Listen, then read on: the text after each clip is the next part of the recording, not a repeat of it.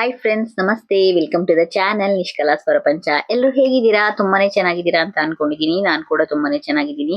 ನಾನಿವತ್ತು ಬೆಳಿಗ್ಗೆಯಿಂದ ವ್ಲಾಗ್ನ ಸ್ಟಾರ್ಟ್ ಮಾಡ್ತಾ ಇದ್ದೀನಿ. ತುಂಬಾನೇ ಬೆಳಿಗ್ಗೆ ಇವತ್ತು ಬೇಗನೆ ಎದ್ಬಿಟ್ಟಿದ್ದೆ. ಯಾಕೋ ಗೊತ್ತಿಲ್ಲ, ರಾತ್ರಿ ಎಲ್ಲ ನಿದ್ದೆನೆ ಬರ್ತಿರ್ಲಿಲ್ಲ. ಅದಾದ್ಮೇಲೆ ಬೆಳಿಗ್ಗೆನೆ ನನಗೆ ಪಾಪು ಹಿಂದಿನ ದಿನನೇ ಹೇಳಿದ್ಲು ಬೆಳಿಗ್ಗೆ ಎಲ್ಲ ನನಗೆ ಫ್ರೈಡ್ ರೈಸೇ ಬೇಕಮ್ಮ ಅಂತ. ಅದಕ್ಕೋಸ್ಕರ ನಾನು ವೆಜ್ ಫ್ರೈಡ್ ರೈಸ್ ಮಾಡಿದ್ದೆ. ಪಾಪು ಕೂಡ ಎದ್ದಿ ರೆಡಿಯಾಗಿದ್ದ. ಅದಾದ್ಮೇಲೆ ನಾನು ಮಾಡಿದ್ದು ಅದ್ರ ಜೊತೆಗೆ ಹೆಸರು ಕಾಳು ಮೊಳಕೆ ಕಟ್ಟಿದ ಪಲ್ಯ ಕೂಡ ಮಾಡಿ ಇಟ್ಟಿದ್ದೆ. ಹಿಂದಿನ ದಿನನೇ ಮಾಡ್ಬೇಕಿತ್ತು, ಆದ್ರೆ ಮಾಡಕ್ಕಾಗಿರ್ಲಿಲ್ಲ. ಸ್ವಲ್ಪ ಜಾಸ್ತಿನೇ ಮೊಳಕೆ ಬಂದ್ಬಿಟ್ಟಿತ್ತು. ಸ್ವಲ್ಪ ಸ್ವಲ್ಪ ಮೊಳಕೆ ಬಂದಾಗ್ಲೇನೆ ಚೆನ್ನಾಗಿರುತ್ತೆ ಅದು. ಮತ್ತೆ ಅದ್ರ ಜೊತೆಗೆ ಪಾಪುಗೆ ಮೊಸರನ್ನ ಕೂಡ ಬೇಕಾಗಿತ್ತು. ಅದಕ್ಕೆ ಕೂಡ ಮೊಸರನ್ನ ಕೂಡ ಮಾಡಿ ಬಾಕ್ಸ್ ಎಲ್ಲ ಪ್ರಿಪೇರ್ ಮಾಡ್ತಾ ಇದ್ದೆ. ಮಕ್ಕಳಿಗೆ ಬಾಕ್ಸ್ ಪ್ರಿಪೇರ್ ಮಾಡಿ ಇಟ್ರೇನೆ ಒಂದು ನೆಮ್ಮದಿಯಾಗಿರುತ್ತೆ. ಯಾಕಂದ್ರೆ ಅವ್ರಿಗೆ ಬೇಗನೆ ಸ್ಕೂಲಿಗೆ ಹೋಗಕ್ಕೆ ಈಸಿ ಆಗ್ಬಿಡುತ್ತೆ. ಇಲ್ಲಾಂದ್ರೆ ಹೋಗ್ಬೇಕಾದ್ರೆ ನಾವು ಪ್ಯಾಕ್ ಮಾಡಕ್ ಹೋದ್ರೆ ಗಾಡಿ ಬಂದಿರುತ್ತೆ, ಹಾಗೆಲ್ಲ ಆಗ್ಬಿಡುತ್ತಲ್ವಾ. ನಾನು ಮಾಡಿದ ತಕ್ಷಣ ನಾನು ಬಾಕ್ಸ್ ಪ್ರಿಪೇರ್ ಮಾಡಿ ಇಟ್ಬಿಡ್ತೀನಿ ಯಾವಾಗ್ಲೂ. ಅದಾದ್ಮೇಲೆ ನಾನ್ ಕೂಡ ರೆಡಿ ಆದೆ. ಮನೆ ಫುಲ್ ಕ್ಲೀನ್ ಆಗಿತ್ತು. ಪೂಜೆ ಎಲ್ಲ ಮಾಡಿ ಗುರುವಾರ ಆಗಿರೋದ್ರಿಂದ ದೇವಸ್ಥಾನಕ್ಕೆ ಹೋಗಿ ಬರೋಣ. ತುಂಬಾ ದಿನ ಆಗಿತ್ತು ಹೋದ್ದು. 2 ವೀಕ್ಸ್ ಇಂದಂತೂ ನಾನು ಹೋಗೇ ಇಲ್ಲ. ಗುರುವಾರ ಯಾವಾಗ್ಲೂ ಹೋಗ್ತೀನಲ್ವಾ ರಾಯರ ಮಠಕ್ಕೆ, ಹೋಗಿಲ್ಲ. ಇಲ್ಲ, ಇವತ್ತು ಹೋಗ್ಲೇಬೇಕು ಅಂತ ನಾನು ಹೋದೆ. ಏನಪ್ಪಾ ಬರೀ ಕತ್ತಲಿದೀಯಾ ಅಂತ ಅನ್ಕೊಂತಾ ಇರ್ಬೋದು. ನಾನು ತುಂಬಾ ವರ್ಷದಿಂದ ಒಂದು ಚೈನ್ ನ ಯೂಸ್ ಮಾಡ್ತಾ ಇದ್ದೆ, ಕರಿಮಣಿ ಚೈನು. ಅದು ಕೂಡ ಕಟ್ ಆಗ್ಬಿಟ್ಟಿತ್ತು. ಅದಕ್ಕೆ ಕೂಡ ನಾನು ಆರ್ಟಿಫಿಷಿಯಲ್ ಹಾಕೊಂಡಿದೀನಿ ಇವಾಗ. ಅದು ನನಗೆ ಆರ್ಟಿಫಿಷಿಯಲ್ ಅಷ್ಟೊಂದು ಅಡ್ಜಸ್ಟ್ ಆಗಲ್ಲ, ಸ್ವಲ್ಪ ಕಡ್ತಾ ಬರುತ್ತೆ, ಮತ್ತೆ ಫುಲ್ ಸ್ಕಿನ್ ಎಲ್ಲ ಬ್ಲಾಕ್ ಆಗ್ಬಿಡುತ್ತೆ. ಅದಕ್ಕೋಸ್ಕರ ನಾನು ಇವತ್ತು ನೋಡೋಣ, ಗೋಲ್ಡ್ ಅದು ಚೈನ್ ಎಕ್ಸ್ಚೇಂಜ್ ಮಾಡಕ್ಕೆ ಹಾಕ್ಬಿಟ್ಟು ಬರೋಣ ಅಂತ ಅನ್ಕೊಂಡಿದೀನಿ. ದೇವದರ್ಶನ ಅಂತೂ ತುಂಬಾನೇ ಚೆನ್ನಾಗಿತ್ತು, ತುಂಬಾನೇ ಚೆನ್ನಾಗ್ ಆಯ್ತು. ಏನೋ ಒಂಥರ ನೆಮ್ಮದಿ ಆಗ್ಬಿಡುತ್ತೆ ಅಲ್ಲಿ ಹೋಗಿ ದೀಪ ಹಚ್ಚಿ ಒಂದ್ 5 ನಿಮಿಷ ಕೂತ್ಕೊಂಡ್ ಬಂದ್ಬಿಟ್ರೆ ಅಂತೂ ಆ ದಿನ ಫುಲ್ಲು ನಿಜವಾಗ್ಲೂ ಅಷ್ಟು ಏನು ಯೋಚನೆನೇ ಇರಲ್ಲ. ಏನಂತಾರೆ, ಬ್ಯಾಡ್ ಥಿಂಕಿಂಗ್ ಇರುತ್ತಲ್ಲ, ಏನಾದ್ರೂ ಒಬ್ಬೊಬ್ರೆ ಇದ್ರೆ ಕುತ್ಕೊಂಡಿರ್ತೀವಿ, ಹಂಗೆ ಹಿಂಗೆ ಏನೇನೋ ಥಿಂಕ್ ಮಾಡ್ತಿರ್ತೀವಲ್ವಾ, ಅದೆಲ್ಲ ನಿಜವಾಗ್ಲೂ ಬರೋದೇ ಇಲ್ಲ. ಅಷ್ಟು ಫ್ರೀ ಮೈಂಡೆಡ್ ಆಗಿರ್ತೀನಿ. ಬಂದೆ ದೇವಸ್ಥಾನದಿಂದ ಬಂದ್ಬಿಟ್ಟು ನಾನು ಕೂಡ ಒಂದ್ ಸ್ವಲ್ಪ ಬ್ರೇಕ್ಫಾಸ್ಟ್ ಮಾಡ್ಕೊಂಡೆ. ಅದಾದ್ಮೇಲೆ ನಮ್ಮ ಮನೆಯವ್ರು ಬರ್ತೀನಿ ಬೇಗ ಅಂತ ಹೇಳಿದ್ರು. ಆದ್ರೆ ಒಂದ್ 11:30ಗೆಲ್ಲ ಬಂದ್ಬಿಟ್ರೆ ಸರಿ ಹೋಗ್ಬಿಡುತ್ತೆ ನಾವು ಹೊರಗಡೆ ಹೋಗಕ್ಕೆ. ಯಾಕಂದ್ರೆ 2 o'clockಗೆಲ್ಲ ಪಾಪ ಬಂದ್ಬಿಡ್ತಾನೆ, ಅವನನ್ನು ಕೂಡ ಕರ್ಕೊಂಡ್ ಬರ್ಬೇಕಾಗತ್ತೆ. ಆದ್ರೆ ನಮ್ಮ ಮನೆಯವ್ರು ಬಂದಾಗ್ಲೇನೆ 12:15 ಆಗ್ಬಿಟ್ಟಿತ್ತು. ಆದ್ರೂ ಕೂಡ ಬಾ ಬಾ ಬಾ ಹೋಗೋಣ ಹೋಗೋಣ ಅಂತ ಕರೆದ್ರು. ನೋಡ್ತಾ ಇರ್ಬೋದು ಇವಾಗ ನಾನು ಇಲ್ಲಿ ತೋರಿಸ್ತಿದ್ದೀನಲ್ವಾ, ಇದೇ ಚೈನು ಒಂದು 3 ಟೈಮ್ಸ್ ಕಿತ್ತೋಗ್ಬಿಟ್ಟಿದೆ. ಅದಕ್ಕೆ ನಾನು ಹೋದ್ಸರಿನೇ ಹೇಳ್ಬಿಟ್ಟಿದ್ದೆ. ಇನ್ನ ಅದನ್ನ ಮತ್ತೆ ರಿಪೇರಿ ಮಾಡ್ತಾ ಇದ್ರೆ ಮತ್ತೆ ಅದಕ್ಕೆಲ್ಲ ಸಾರ್ಡ್ರ್ ಎಲ್ಲ ಮಾಡಿಸ್ತೀವಲ್ವಾ, ಅದಕ್ಕೆ ಅದ್ರ ಗೋಲ್ಡ್ ವ್ಯಾಲ್ಯೂ ಎಲ್ಲ ಕಡಿಮೆ ಆಗ್ಬಿಡುತ್ತೆ ಅಂತ ಕೂಡ ಯಾರೋ ಫ್ರೆಂಡ್ಸ್ ಎಲ್ಲ ಹೇಳ್ತಾ ಇದ್ರು. ನೋಡೋಣ, ಎಕ್ಸ್ಚೇಂಜ್ ಮಾಡ್ಬಿಡೋಣ. ತುಂಬಾ ವರ್ಷದಿಂದ ಒಂದೇ ಹಾಕೊಂಡಿದ್ದೀನಲ್ಲ ಅಂತ ಕೂಡ ಅನ್ನಿಸ್ತಾ ಇತ್ತು.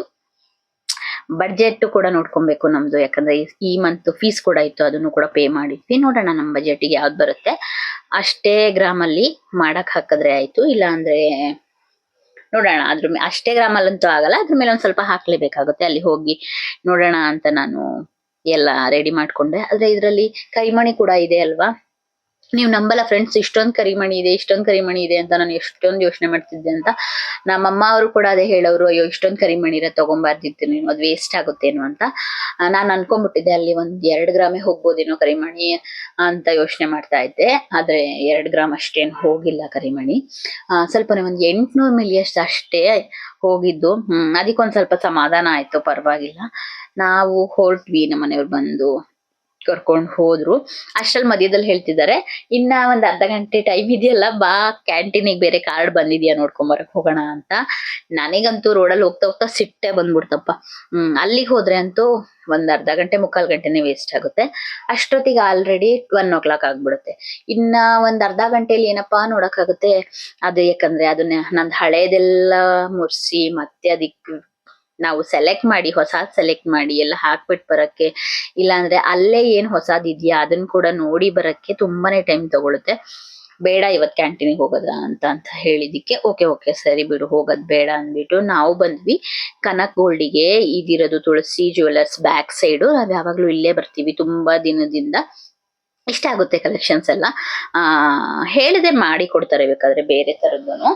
ಮತ್ತೆ ವೇಸ್ಟೇಜು ಮಜೂರಿ ಕೂಲಿ ಎಲ್ಲ ಕಡಿಮೆ ಇರುತ್ತೆ. ತುಂಬಾನೇ ಚೆನ್ನಾಗಿ ಫ್ರೆಂಡ್ಲಿ ಆಗಿ ಮಾತಾಡ್ಸಿ ತೋರಿಸ್ತಾರೆ ಎಲ್ಲ. ತುಂಬಾನೇ ವೆಯ್ಟ್ಲೆಸ್ ಕಲೆಕ್ಷನ್ಸ್ ಇದೆ ಇವ್ರ ಹತ್ರ ಅಂತೂ ನೋಡ್ತಾ ಇರ್ಬೋದು. ಎಲ್ಲ ಕೂಡ ನಾನು ಒಂದ್ ಸ್ವಲ್ಪ ನಿಮಗೂ ಕೂಡ ಗೊತ್ತಾಗುತ್ತೆ. ನೀವು ಕೂಡ ಯಾರೆಲ್ಲ ಹೋಗ್ಬೇಕು ಅಂತಂದ್ರೆ ಮೈಸೂರಲ್ಲಿ ಅಶೋಕ ರೋಡ್ ಅಲ್ಲಿ ಇರೋದು Tulasi jewels back side Kanak gold ಅಂತ ಒಂದ್ಸರಿ ಹೋಗಿ ವಿಸಿಟ್ ಮಾಡಿ. ನಾನು ಮಾಪ್ ಅಲ್ಲಿ ನೋಡೋಣ ಅಂತ ಅನ್ಕೊಂಡೆ. ಇವಾಗ ಮಾಪ್ ಅಲ್ಲಿ 16 ಗ್ರಾಮಿಗೆಲ್ಲ ಬರ್ತಾ ಇದೆ ಏನು ಚೈನು, ಅದಕ್ಕೋಸ್ಕರ ಅದನ್ನ ಕೂಡ ನೋಡ್ದೆ ಒಂದ್ಸರಿ ನೋಡೋಣ ಅಂತ.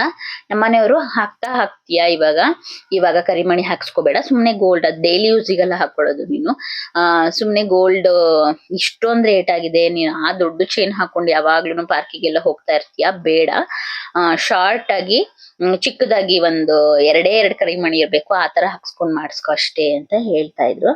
ಅದಾದ್ಮೇಲೆ ಕರಿಮಣಿ ಎಲ್ಲ ತೆಗೆದ್ರು, ನಂದು ಇರುತ್ತಲ್ಲ ಅದನ್ನೆಲ್ಲ ತೆಗೆದ್ಬಿಟ್ಟು ವೆಯ್ಟ್ ಮಾಡಿದ್ರು, ತೂಕ ಮಾಡಿದ್ರು. ಅವಾಗ ಕರಿಮಣಿ ಏನು ಅಷ್ಟೊಂದೇನು ಹೋಗಿರ್ಲಿಲ್ಲ, ಒಂದು 850 ಗ್ರಾಮ್ ಅಷ್ಟೇ ಹೋಗಿತ್ತು. ನನ್ ಚೈನೇನೆ 13.5 ಗ್ರಾಮ್ ಬಂದಿತ್ತು. ತುಂಬಾನೇ ಖುಷಿ ಆಯ್ತು ನನ್ಗೆ, ಅಯ್ಯಪ್ಪ ಪರವಾಗಿಲ್ಲ, ನಾನೊಂದ್ 2 ಗ್ರಾಮೇ ಹೋಗ್ಬಿಡುತ್ತೇನೋ ಇವಾಗಿನ ರೇಟ್ ಅಲ್ಲಿ ಅಂತ ಅನ್ಕೊಂತಾ ಇದ್ದೆ. ಅದಾದ್ಮೇಲೆ ನಾನು ಸ್ವಲ್ಪ ಅಲ್ಲಿರೋ ಡಿಸೈನ್ಸ್ ಅಂದ್ರೆ ಕರಿಮಣಿದು ನೋಡ್ತಾ ಇದ್ದೆ. ನಾನು ಅವಾಗ ವಿಡಿಯೋನೇ ಮಾಡ್ಕೊಳ್ಳೋದು ಮರ್ತ್ಕೊಂಡ್ಬಿಟ್ಟಿದೀನಿ. ಅದ್ರಲ್ಲೆಲ್ಲ ಸ್ವಲ್ಪ ಸಿಂಗಲ್ ಮತ್ತೆ ಕರಿಮಣಿ 4-5 ಗ್ರಾಮ್ಸ್ ಇಂದಾನು ಸಿಗುತ್ತೆ, 6 ಗ್ರಾಮ್ ಇಂದ ಅನ್ಸುತ್ತೆ, 6 ಗ್ರಾಮ್ ಇಂದಾನು ಸಿಗುತ್ತೆ. ಆದ್ರೆ ಏನಂದ್ರೆ ಮಣಿ ಜಾಸ್ತಿ ಇರುತ್ತಲ್ಲ, ಬೇಡ, ಡೈಲಿ ಯೂಸಿಗೆ ಆಗಿರೋದ್ರಿಂದ ನಾನು ಮಾಡಕ್ಕೆ ಹಾಕ್ಬಿಡೋಣ ಅಂತ ಆ ಡಿಸೈನ್ಸ್ ಎಲ್ಲ ಸರ್ಚ್ ಮಾಡ್ತಿದ್ದೆ. ಅವ್ರು ಕೂಡ ಟ್ಯಾಪ್ ಕೊಟ್ರು, ಇದ್ರಲ್ಲಿ ನೋಡಿ ಡಿಸೈನ್ಗಳು ನಿಮಗೆ ಯಾವ್ದು ಇಷ್ಟ ಆಗುತ್ತೆ ಅಂತ ಮಾಡಕ್ ಹಾಕ್ಬಿಟ್ಟು ಬಂದಿದೀನಿ. ಇವಾಗ ನಾವ್ ಮಾಡಕ್ ಹಾಕಿರೋದು 15 ಗ್ರಾಮಿಗೆ, ನಂದು ಬಂದಿದ್ದು 13.5 ಬಂದಿತ್ತು. ನೋಡೋಣ ಎಷ್ಟಾಗತ್ತೆ ಏನು, ಅದ್ರ ಮೇಲೆ ಜಾಸ್ತಿ ಆಗಿದ್ಯಾ ಕಡಿಮೆ ಆಗಿದ್ಯಾ ಏನಂತ. ಮತ್ತೆ ಇನ್ನೊಂದ್ ವಿಷಯ ಏನಂತ ಅಂದ್ರೆ ಪ್ರೈಸ್ ಜಾಸ್ತಿ ಆಗ್ತಾನೆ ಇತ್ತು, ಕಡಿಮೆ ಆಗಿತ್ತು, ಒಂದ್ 4-5 ಡೇಸ್ ಕಡಿಮೆ ಆಗಿತ್ತು. ಅದಾದ್ಮೇಲೆ ನಂಗೆ ಹೋಗಕ್ಕೆ ಆಗಿರ್ಲಿಲ್ಲ, ನಮ್ಮ ಮನೆಯವ್ರು ಕೂಡ ಫ್ರೀ ಇರ್ಲಿಲ್ಲ, ಹೋಗಕ್ಕೆ ಆಗಿರ್ಲಿಲ್ಲ. ನಾನ್ ಅನ್ಕೊಂಡೆ ಹೋಗೋಣ ಅಂತ. ಅದಾದ್ಮೇಲೆ ನಾನ್ ಹೋದಾಗ 11,715 ರುಪೀಸ್ ಇತ್ತು ಅವಾಗ ಹಾಕಿರೋದು. ಇವತ್ ನೋಡಿದ್ರೆ ನಾನು ಇವತ್ ವಾಯ್ಸ್ ಕೊಡ್ತಾ ಇದ್ದೀನಿ, ಇವತ್ ಯಾವಾರ 18th ಡೇಟ್, ಇವತ್ತು ಆಲ್ರೆಡಿ ಮತ್ತೆ 11,335 ಎಷ್ಟೋ ರುಪೀಸ್, ಒಂದು 300 ರುಪೀಸ್ ಕಡಿಮೆ ಆಗಿದೆ. ಅದು ಕೂಡ ಬೇಜಾರಾಯ್ತು ಒಂದ್ ಕಡೆ. ಆದ್ರೆ ನಂದ್ ಹಳೆ ಚಿನ್ನನ ಸೇಮ್ ಪ್ರೈಸಿಗೆ ಹಾಕೊಂಡಿದಾರಲ್ಲ, ಅದು 916 ಆಗಿರೋದ್ರಿಂದ ಓಕೆ, ಅದು ಕೂಡ ಅಲ್ಲಿಂದ ಅಲ್ಲಿಗೆನೆ ಬ್ಯಾಲೆನ್ಸ್ ಆಗುತ್ತೆ ಅಂದ್ಬಿಟ್ಟು ಸಮಾಧಾನ ಮಾಡ್ಕೊಂಡು ಸುಮ್ನೆ ಅದೇ. ಏನು ಮಾಡಕ್ಕಾಗಲ್ಲ, ಇವಾಗಿನ ಪ್ರೈಸ್ ಜಾಸ್ತಿ ಆಗುತ್ತಾ ಕಡಿಮೆ ಆಗುತ್ತಾ, ಗೋಲ್ಡ್ ರೇಟ್ ಎಷ್ಟು ಆಗ್ತಿದೆ ಅಂತ ಅಂದ್ರೆ ನಿಜವಾಗ್ಲೂ ಮುಂದಿನ ನನ್ನ ಮಕ್ಳಿಗೆಲ್ಲ ನಾವು ಗೋಲ್ಡ್ ತಗೊಳಕ್ಕಾಗುತ್ತಾ ಅನ್ನೋದೇ ಒಂದು ದೊಡ್ಡ ಪ್ರಶ್ನೆ ಆಗ್ಬಿಟ್ಟಿದೆ, ಅಷ್ಟೊಂದು ಗೋಲ್ಡ್ ಪ್ರೈಸ್ ಜಾಸ್ತಿ ಆಗ್ತಿದೆ. ಅದಾದ್ಮೇಲೆ ನಾನು ಮತ್ತೆ ಬೆಳಿಗ್ಗೆಯಿಂದ ವ್ಲಾಗ್ನ ಸ್ಟಾರ್ಟ್ ಮಾಡ್ಕೊಂಡೆ. ಯಾಕಂದ್ರೆ ಇವತ್ತು ನಮ್ಮ ಪಾಪ ಸ್ಕೂಲಲ್ಲಿ ಫ್ಯಾನ್ಸಿ ಡ್ರೆಸ್ ಕಾಂಪಿಟೇಷನ್ ಇತ್ತು, ಚಿಲ್ಡ್ರನ್ಸ್ ಡೇ ಪ್ರಯುಕ್ತ. ಬ್ರೇಕ್ಫಾಸ್ಟ್ ಕೂಡ ಎಲ್ಲ ರೆಡಿ ಮಾಡಿ ನಾನು ಅವ್ರ ಮಕ್ಳು ಕೂಡ ರೆಡಿ ಮಾಡ್ತಾ ಇದ್ದೆ. ನಮ್ಮ ಚೋಟುಗಂತೂ ನಮ್ ದೊಡ್ಡ ಮಗಳು ಅಮ್ಮು ಡ್ರೆಸ್ ಎಲ್ಲ ಆಗುತ್ತೆ. ಇವಾಗ ನಾನ್ ಜಾಸ್ತಿ ತರ ಫ್ರಾಕ್ಸ್ ಎಲ್ಲ ನನಗೆ ಪೂನಾದಲ್ಲಿದ್ದಾಗ ತುಂಬಾ ವೆರೈಟಿ ಕಲೆಕ್ಷನ್ ಸಿಗ್ತಾ ಇತ್ತು, ಇಷ್ಟ ಕೂಡ ಆಗ್ತಿತ್ತು. ಅಲ್ಲಿ ನೋಡಿದ ತಕ್ಷಣ ಇದು ತಗೊಳ್ಳೋಣ ಅಂತ ಅನ್ಸ್ತಿತ್ತು. ಅವಾಗ ನನ್ನ ತಂಗಿ ಮದ್ವೆ ಎಲ್ಲ ಇರ್ತಿತ್ತಲ್ವಾ, ಅದಕ್ಕೋಸ್ಕರ ನಾನು ಆ ತರ ಗೌನ್ಸ್ ಎಲ್ಲ ಜಾಸ್ತಿ ಬೈ ಮಾಡಿದ್ದೆ. ತುಂಬಾನೇ ಚೆನ್ನಾಗಿದೆ ಅದೆಲ್ಲ, ಆದ್ರೆ ವೇಸ್ಟ್ ಕೂಡ ಆಗಲ್ಲ. ಈಗ ನಮ್ ದೊಡ್ಡ ಮಗಳು ಹಾಕೊಂಡಿದ್ದಾಳೆ, ಇವಾಗ ಇವಳು ಹಾಕೊಂತಿದ್ದಾಳೆ, ಆಮೇಲೆ ನನ್ನ ತಂಗಿ ಮಗಳು ಹಾಕೊಂತಾಳೆ ಅಂದು ಸಮಾಧಾನ. ಎಷ್ಟೇ ದುಡ್ಡು ಕೊಟ್ರು 3,000-4,000 ಕೊಟ್ಟಿ ತಗೊಂಡಿದ್ರು ಅಷ್ಟೇ ಚೆನ್ನಾಗ್ ಕಾಣಿಸ್ತಿತ್ತು ಅದು ನನ್ ದೊಡ್ಡ ಮಗಳಿಗೆ. ಇವಳು ಕೂಡ ಅಷ್ಟೇ ಚೆನ್ನಾಗ್ ಕಾಣಿಸ್ತಿದೆ. ಇವಾಗ ಇವಳಿಗೆನೆ ಇವಾಗ ಪರ್ಫೆಕ್ಟ್ ಸೈಜ್ ಆಗ್ಬಿಟ್ಟಿದೆ. ಅವಳನ್ನ ಕೂಡ ರೆಡಿ ಮಾಡ್ತಾ ಇದ್ದೆ. ಪಾಪುಗೆ ನಾವು ಆರ್ಮಿ ಡ್ರೆಸ್ ಹಾಕ್ಸೋಣ ಅಂದ್ಬಿಟ್ಟು ಪಾಪನ್ ಕೂಡ ರೆಡಿ ಮಾಡ್ತಾ ಬೇಕು ಅಂತ ಇದೀವಿ. ಯಾಕಂದ್ರೆ ನಾವು ಅದೇ ಹೇಳ್ದ ಹಾಗೆ ಅಲ್ಲೇ ಇದ್ವಲ್ವಾ ಅವಾಗ. ಇವಾಗ ಫ್ಯಾನ್ಸಿ ಡ್ರೆಸ್ಸಿಗೆ ಯಾವುದೇ ಐಟಮ್ಸ್ ಸಿಗ್ಬೋದು, ಪೊಲೀಸ್ ಆಗಿರ್ಬೋದು, ಸೋಲ್ಜರ್ ಆಗಿರ್ಬೋದು, ಪ್ರತಿಯೊಂದು ಕೂಡ ಸಿಗುತ್ತೆ. ಆದ್ರೆ ನಾವ್ ಏನಂತ ಅಂದ್ರೆ ನಮ್ಮ ಮನೆಯವರು ಡ್ರೆಸ್ ಸ್ಟಿಚ್ ಮಾಡಿಸ್ಕೊಳ್ಳೋರಲ್ಲ ಆರ್ಮಿಲಿ ಇದ್ದಾಗ, ಅದೇ ತರ ರೆಡಿ ಎಲ್ಲ ತಗೊಂಡ್ರೆ ಚೆನ್ನಾಗಿರಲ್ಲ ಅಂದ್ಬಿಟ್ಟು ನಾವು ನಾವೇ ಸ್ಟಿಚ್ ಮಾಡ್ಸಿದ್ವಿ. ಆ ಡ್ರೆಸ್ ನಮ್ಗೆ ಅವಳು ಹಾಕೊಂಡ್ಮೇಲೆ ಇನ್ನ ವೇಸ್ಟ್ ಆಗ್ಬಿಡತ್ತಾ, ವೇಸ್ಟ್ ಅಂತೂ ಆಗಲ್ಲ ಮನೇಲಿದ್ರೆ. ಆದ್ರೆ 3 ಜನಕ್ಕೂ ಹಾಕ್ಬೇಕು ಅಂತ ಆಸೆ ಇತ್ತು. ಆದ್ರೆ ಚೋಟುಗೆ ಫ್ಯಾನ್ಸಿ ಡ್ರೆಸ್ ಅದ್ ಮಾಡಿರ್ಲಿಲ್ಲ ನಾವ್ ಯಾವಾಗ್ಲೂ ಅಂತ ಅನ್ಕೊಂತೀನಿ, ನಂಗೆ ನೆನಪಿಲ್ಲ. ಆದ್ರೆ ಬಬ್ಲುಗ್ ಹಾಕೋಣ ಅಂತ ನಾವು ರೆಡಿ ಮಾಡ್ಕೊಂಡ್ವಿ, ಅವನಿಗೆ ಆರ್ಮಿದೆ ಹಾಕಿದ್ರೆ ಆಯ್ತು ಅಂತ. ಯಾಕಂದ್ರೆ ಇವ್ರಿಬ್ರು ಫ್ರೆಂಡ್ಸ್ ಇದಾರೆ, ಇವನು ಮತ್ತೆ ಇನ್ನೊಬ್ರು ರಿಷಬ್ ಅಂತ. ಅವ್ರಿಬ್ರು ಯಾವಾಗ್ಲೂ ಸ್ಕೂಲಲ್ಲಿ ಮಾತಾಡ್ಕೊಂತಿದ್ರಂತೆ, ನಾನ್ ಆರ್ಮಿ ಆಗ್ತೀನಿ ಕಣೋ ಅಂತ. ಅದಕ್ಕೆ ನಾವು ಕೂಡ ಅದೇ ಡಿಸೈಡ್ ಮಾಡಿ ಬೇರೆದೇನ್ ಸರ್ಚ್ ಮಾಡೋದ್ ಬೇಡ, ಮನೇಲೇ ಇರೋದ್ರಿಂದ ಇದೇ ಮಾಡೋಣ ಅಂತ ಮಾಡಿದ್ವಿ. ಆದ್ರೆ ನೇಮ್ ಪ್ಲೇಟ್ ಏನಾಯ್ತು ಅಂತ ಅಂದ್ರೆ ದೊಡ್ಡ ಮಗಳದು ಸಣ್ಣ ಮಗಳದು ನೇಮ್ ನಾವು ಮಾಡ್ಸ್ಕೊಂಡ್ ಬಂದಿದ್ವಿ ಅಲ್ಲಿಂದಾನೆ, ಲಾಸ್ಯ ದಿಯಾ ಅಂತ. ಅವ್ರಿಬ್ರು ಇದ್ರ ಅವಾಗ, ಅದಕ್ಕೆ ಇವ್ನ್ ಇರ್ಲಿಲ್ಲ ಅಲ್ಲ, ಇವಂದು ನೇಮ್ ಪ್ಲೇಟ್ ಕೂಡ ಮಾಡ್ಸಿರ್ಲಿಲ್ಲ. ಮತ್ತೆ ಮೈಸೂರಲ್ಲಿ ನಾವು ಸರ್ಚ್ ಮಾಡಿ ನೋಡಿದ್ವಿ, ಹೋಗಿ ಕೇಳಿದ್ವಿ ಶಾಪ್ಸ್ ಎಲ್ಲ, ಈ ತರ ನೇಮ್ ಪ್ಲೇಟ್ ಎಲ್ಲ ಮಾಡ್ಕೊಡ್ತೀರಾ ಅಂತ. ಮೇಡಮ್ ಈ ತರ ಆಗಲ್ಲ, ಅವರು ಈಗ ಫೈಬರ್ದೆಲ್ಲ ಬರುತ್ತಲ್ಲ ಆ ತರ ಮಾಡ್ಕೊಡ್ತೀವಿ ಅಂತ. ಅದೇನ್ ಇಷ್ಟ ಆಗ್ಲಿಲ್ಲ. ಅದೇ ನಮ್ಮ ಮನೆಯವರಿಗೆ ಪರ್ಫೆಕ್ಟ್ ಆಗಿ ಹಾಕೋಣ ಅಂತ. ನಾನು ಪರವಾಗಿಲ್ಲ ಏನಾಗಲ್ಲ ಅಂದ್ಬಿಟ್ಟು ನನ್ ಚಿಕ್ಕ ಮಗಳದೇನೆ ಇತ್ತಲ್ಲ ನೇಮ್ ಪ್ಲೇಟು, ಅದನ್ನೇ ಹಾಕಿದ್ವಿ. ನಿಜವಾಗ್ಲೂ ತುಂಬಾನೇ ಚೆನ್ನಾಗಿ ಕಾಣಿಸ್ತಾ ಇದ್ದ ನಮ್ಮ ಮಗ. ಮತ್ತೆ ಅವ್ರ ಅಪ್ಪ ತರನೇ ಕಾಣಿಸ್ತಾ ಇದೆ ಹೇಳ್ಬೇಕು ಅಂತಂದ್ರೆ. ಅವರು ಕೂಡ ಯೂನಿಫಾರ್ಮ್ ಎಲ್ಲ ಸಖತ್ತಾಗಿ ಕಾಣಿಸ್ತಿತ್ತು. ಎಲ್ರಿಗೂ ಕೂಡ ಏನೋ ಗೊತ್ತಿಲ್ಲ, ಯೂನಿಫಾರ್ಮ್ಸ್ ಹಾಕೊಂಡ್ರೆ ಏನೋ ಒಂಥರ ಸ್ಟ್ರಿಕ್ಟ್ ತರ ಏನೋ ಒಂಥರ ಇರುತ್ತೆ. ಪೊಲೀಸ್ ಯೂನಿಫಾರ್ಮ್ ಅಲ್ಲಿ ಆಗಿರ್ಬೋದು, ಆರ್ಮಿ ಯೂನಿಫಾರ್ಮ್ ಅಲ್ಲಿ ಆಗಿರ್ಬೋದು, ಅದು ನಿಜವಾಗ್ಲೂ ಪುಣ್ಯನೇ ಮಾಡಿರ್ಬೇಕು ಅಂತ ಹೇಳ್ಬೋದು. ಯಾಕಂದ್ರೆ ನಮ್ಮ ಮನೆಯವರು ಎರಡ್ ಕಡೆ ಇನ್ನು ದೇಶ ಸೇವೆನೆ ಮಾಡ್ತಿದ್ದಾರೆ ಅಂತ ಹೇಳ್ಬೋದು. ಆರ್ಮಿಲ್ ಆಗಿರ್ಬೋದು, ಈ ಕಡೆ ಪೊಲೀಸ್ ಅಲ್ಲಿ ಆಗಿರ್ಬೋದು, ಎರಡು ಕೂಡ ಯೂನಿಫಾರ್ಮ್ ಡ್ಯೂಟಿನೇ ಮಾಡ್ತಾ ಇದ್ದಾರೆ ಅಂತ ಹೇಳ್ಬೋದು. ತುಂಬಾನೇ ಕಷ್ಟ ಆದ್ರೂನು ಮಾಡ್ತಾ ಇದ್ದಾರೆ.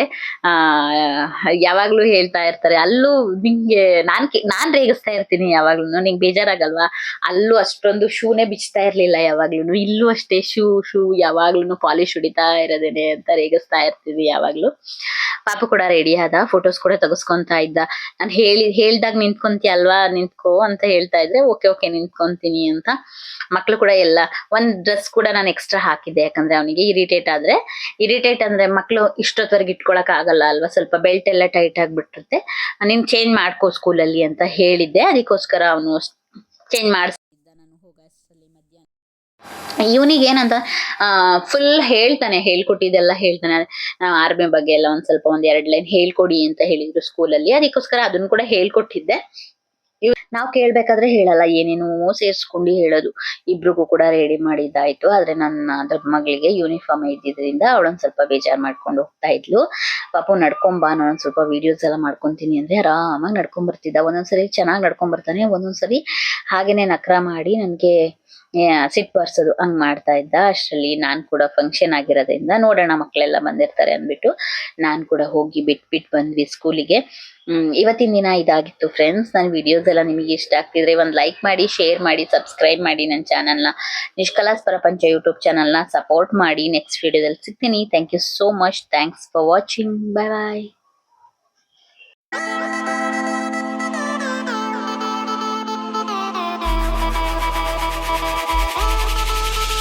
Thank you.